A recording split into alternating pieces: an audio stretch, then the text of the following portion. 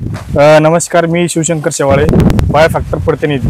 आज आला आपण इथे जाफराबाद तालुका, वरुडगाव तालुका, जाफराबाद जिल्हा जालना. आज आपण दत्ता भाऊच्या प्लॉटवरती आलो. दत्ता भाऊनी मक्का पीक आहे त्यांचं. मक्का पिकाला बायोफॅक्टरचं बायोएक्सेल डिओ आणि त्याच्यासोबत दाणेदार टाकलं होतं. त्याच्यानंतर दुसरं कोणत्याच प्रकारचं खत त्यांनी वापरलेलं नाही. आज आपण पाहू शकतो. तुम्ही दत्ता भाऊ, तुमचं नाव सांगा एकदा.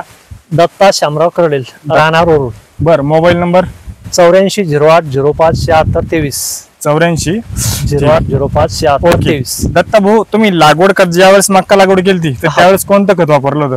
कोणतं खत वापरलं होतं? त्यास बायोचं डीएपी वापरलं होतं आपण. बायोफॅक्टरचं बायोएक्सेल डिओ म्हणजे हे बायो डीएपी वापरलं दत्ता भाऊ, बरोबर आहे?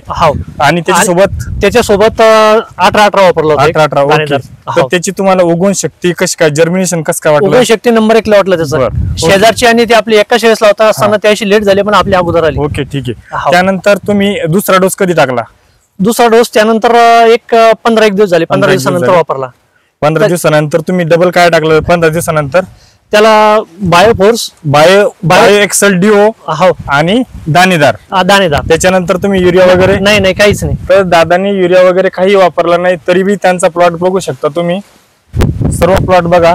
आणि दादांनी इथे आम्ही दादाला सांगितलं होतं की 4 तास बाजूलचे सोडा आणि त्याला बायोएक्सेल डिओ वापरू नका.